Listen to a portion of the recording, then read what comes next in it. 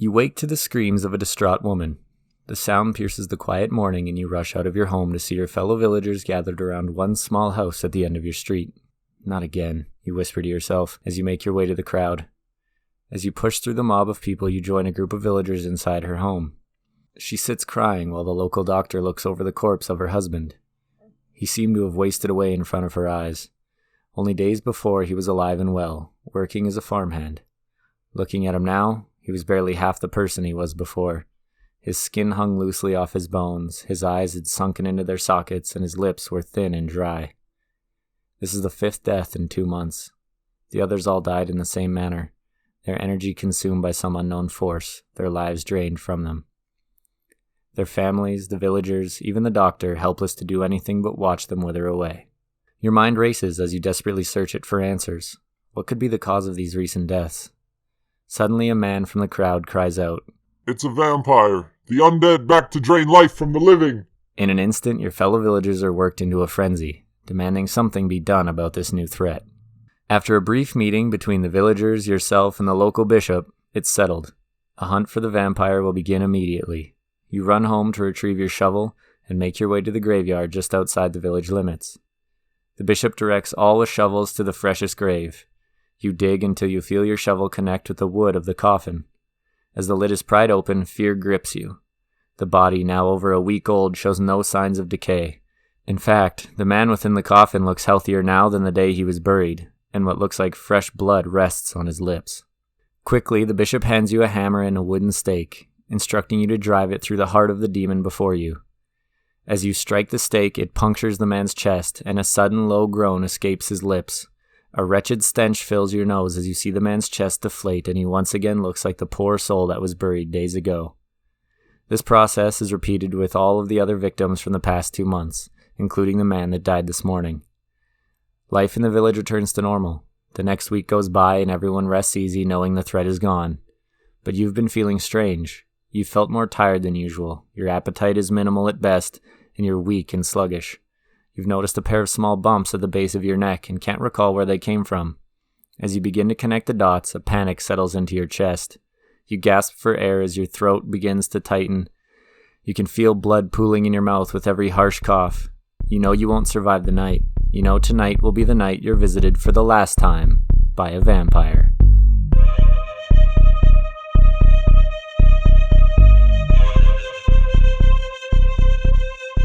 Good evening, ladies and gentlemen, and welcome to the Lone Crow Podcast. I'm your host, Douglas Mackay. Tonight, we're going to take a look at yet another monster made famous by its appearance in Hollywood film, and see, much like the werewolf, that its history greatly precedes its debut on the silver screen. I'm of course talking about the vampire. So what is a vampire? Vampiric beings have existed in many cultures around the world, and much like most other legends, have changed throughout time. In European folklore, vampires were seen as undead beings back from the grave to steal the blood of the living, and to cause mischief and death in the town that they resided in while alive. They were described as bloated and having a purple or dark complexion. The purple or dark color was attributed to the recent drinking of blood. Blood was also said to seep from their nose and mouth while they lay in their coffins. This varies from the more modern idea of vampires being gaunt, pale beings with a charm or charisma about them. These descriptions have only persisted for a few hundred years, though.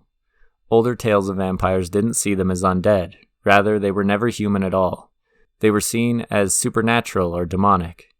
Though this may also be a reversal on the interpretation, as it seems that demons and other spirits were believed to eat human flesh and drink human blood.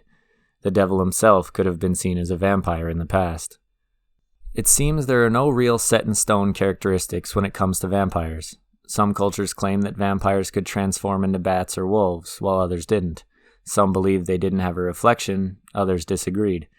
Christian symbols holding some power over vampires only permeated the lore when Christianity began to spread across the world.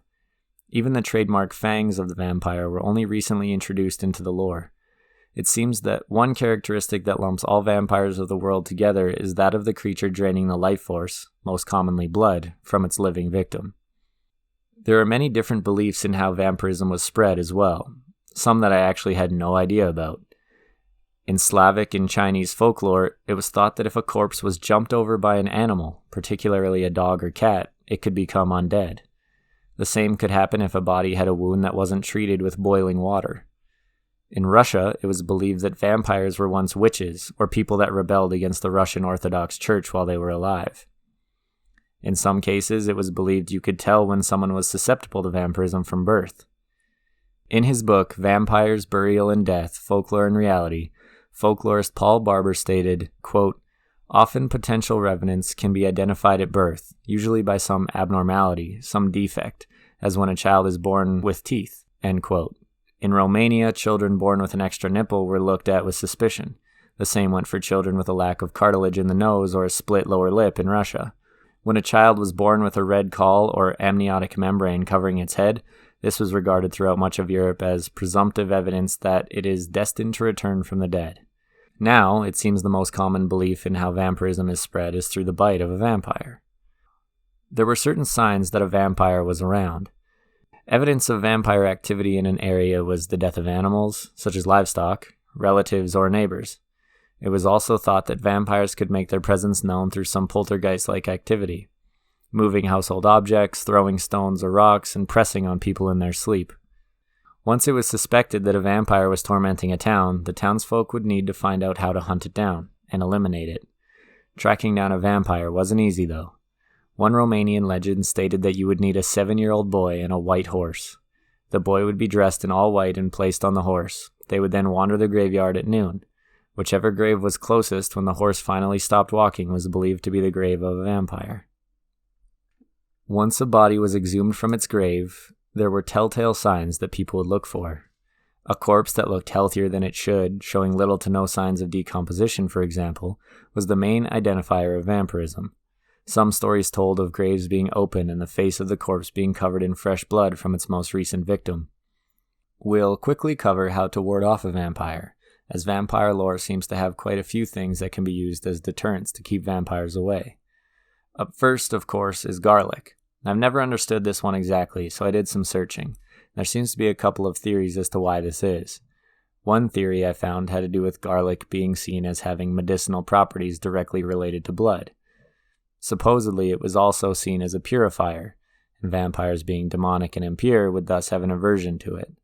Another theory relates more to the idea of vampires being walking corpses, and garlic being a deterrent due to its strong smell being able to overpower the scent of a corpse. A branch of wild rose and hawthorn plant were said to harm vampires, and spreading mustard seed on the roof of your home was said to keep them away. And there are sacred items such as crucifixes, rosaries, or holy water that were also thought to harm or ward off vampires. It was also believed that vampires couldn't walk on holy ground around churches or temples. There are some beliefs that make avoiding vampires much easier, such as the idea that vampires can only enter your home if invited. I believe this is common in a lot of demonic entities. Some also said placing a mirror on your door facing out would ward off vampires due to the lack of a reflection. Some measures were put into place to prevent people from ever becoming a vampire after death. There are stories of graves having sharp objects such as scythes or sickles pointed towards the body inside of the coffin, so if the corpse became reanimated due to vampirism, it would essentially stake itself before it could ever leave. Which leads us into how to kill a vampire. The most common method, it seems, is staking, the act of taking a sharpened wooden or metal stake and driving it through the heart of the vampire. There are slight variations on staking, though. In Russia and Germany, the stake could be driven into the vampire's mouth, while in Serbia, the stomach was the target. Decapitation was also common throughout Europe as a method to kill, as well as to prevent future vampires. Often the head would be removed, then placed between the feet, behind the back, or just completely moved to somewhere separate from the body. This was to quicken the departure of the soul from the body, as some believed it would linger after death. I want to read this next paragraph directly from the Wikipedia article I found on vampires, as it shows just how seriously people took these fears. Quote, Romani people drove steel or iron needles into a corpse's heart and placed bits of steel in the mouth, over the eyes, ears, and between the fingers at the time of burial. They also placed hawthorn in the corpse's sock or drove a hawthorn stake through the legs. In a 16th century burial near Venice, a brick forced into the mouth of a female corpse has been interpreted as a vampire-slaying ritual by the archaeologists who discovered it in 2006. In Bulgaria, over 100 skeletons with metal objects such as plow bits embedded in the torso have been discovered. From that paragraph alone, we can see that the fear of vampires was very real. Chances were not taken when it came to vampirism. If it was believed that it could happen, then real, sometimes extreme measures were taken to make sure that it didn't. As I mentioned earlier, stories of vampires go back centuries, and there are some stories from history that seem to be precursors to the legend and lore that we know today. Much like werewolves, it seems legends date as far back as we can look. In Mesopotamia, there were evil creatures known as Akimu. According to what I found, Akimu means snatched away, and they were feared by Mesopotamians. They were described as a demonic ghostly figure that would come back to feed on the life forces of plants, animals, elements, and humans by draining their aura. Jumping a few hundred years ahead to 450 BC, an Italian-born adventurer named Ambrosio found himself in a Greek sanctuary known as Delphi. He had always wanted to have his fortune told by the oracle that resided there. The oracle saw him and spoke only a few cryptic phrases that left Ambrosio feeling uncomfortable. He pondered the oracle's words outside for the night. In the morning he met a beautiful maiden named Selene. They fell in love, not knowing that the sun god Apollo was also in love with Selene. They made plans to leave for Italy together the next morning. Apollo wouldn't allow Selene and Ambrosio to be together though, and so he placed a curse on Ambrosio, making him unable to be touched by sunlight, thus making it impossible for them to leave for Italy. In desperation, Ambrosio went to Hades to make a deal. He wanted protection for Selene and himself, and Hades agreed to provide them with it, on one condition. Ambrosio would have to steal a silver bow from the goddess of hunting, wild animals, and wilderness, Artemis. Hades would provide Ambrosio with a magical bow to hunt with, and Ambrosio was to present his hunting trophies to Artemis to gain her trust. As collateral, Ambrosio had to leave his soul in Hades until he returned with the bow. Should he return without the silver bow, he would have to live in Hades forever, never to return to Selene. Having no other choice, Ambrosio agreed. He had no way to contact Selene. He had parchment, but no writing implement, so he took his bow and arrow and killed a swan. Using its feather as a pen, and its blood as the ink, he wrote her a note explaining that he could not meet with her, but he would find a way for them to be together. He left the note in their meeting place for her to find. The next morning, Selene went back to the meeting place, but once again Ambrosio was not there. She saw another piece of parchment with writing and blood on it. It was a love poem from Ambrosio. Ambrosio continued writing to Selene using the blood of the swans he killed. He also continued offering the swans to Artemis, hoping he would soon gain her favor. Eventually, Ambrosio was down to his last arrow. He aimed for a swan, fired, and missed. The arrow flew off into the distance. He had no way to write to Selene and no offering for Artemis. He felt he had failed, and he dropped to his knees and wept. Seeing how good of a hunter and how dedicated of a follower Ambrosio had been, Artemis came down to him. He begged Artemis to let him borrow her bow and an arrow so he could kill one last bird and leave one final note to Selene. Artemis took pity on him and agreed to let him borrow her silver bow and an arrow. He took the bow and ran to the cave that led to Hades. Artemis realized what was happening and cast her own curse on Ambrosio. Silver would now burn his skin the moment it touched him, and he dropped the bow and fell to the ground in extreme pain. Artemis was furious, and Ambrosio pleaded with her for forgiveness. He explained the deal he was forced to make with Hades and the curse Apollo had put on him. Artemis once again took pity on him and made him an offer. She would make him one of her mighty hunters, stronger and faster than any man, keener senses than most beasts, fangs to draw blood from his kills, and she would grant him immortality.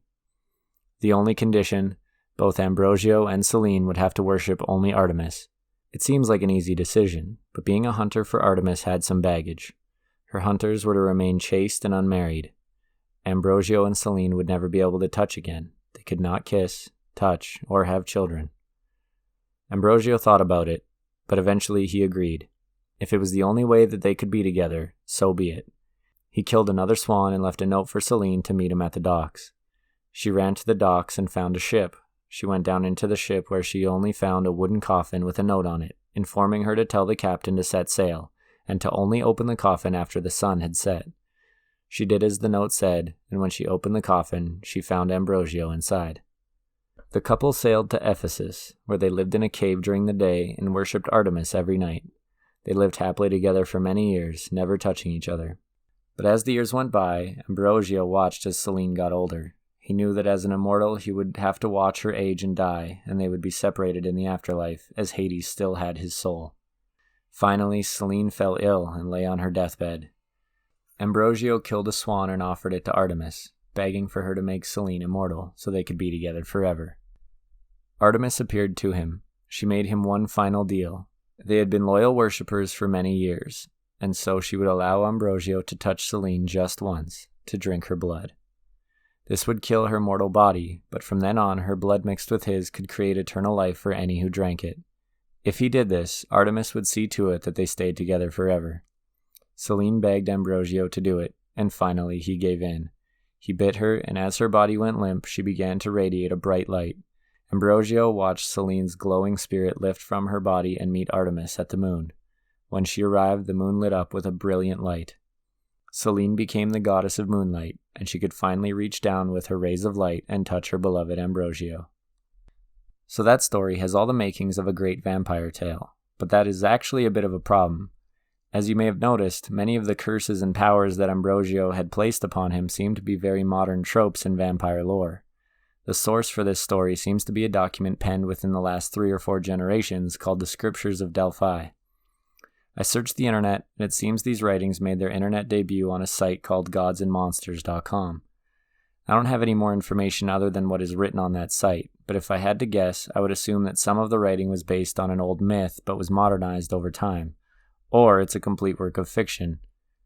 The author on that site does admit its legitimacy is not something he can truly know for sure. That being said, it's a good story that ties a lot of modern-day vampire lore into it, including the romance that we see in a lot of modern vampire stories. Now we'll jump to the 1400s and head to Romania. In 1431, a king named Vlad Dracul, or Vlad the Dragon, would father a son named Vlad Dracula, which translates to Vlad, son of the dragon. Dracula would gain a much darker moniker when he took over as ruler of Wallachia, eventually becoming known as Vlad the Impaler.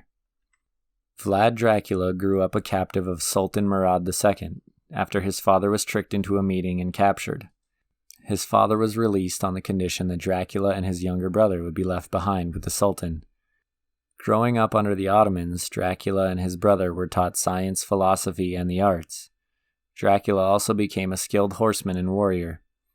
There are some accounts that say Dracula and his brother were imprisoned and tortured for some time while growing up, which could have led Vlad Dracula to adopting the traits that he would eventually become so known for. Vlad's father was killed in 1447, and his older brother was tortured and killed not too long after. When Vlad was eventually released, he was next in line to rule over Wallachia, and it didn't take him long to become known for his strength and brutality. In 1453, the city of Constantinople fell to the Ottomans, threatening all of Europe with invasion. Vlad would lead a force in defending Wallachia from an invasion.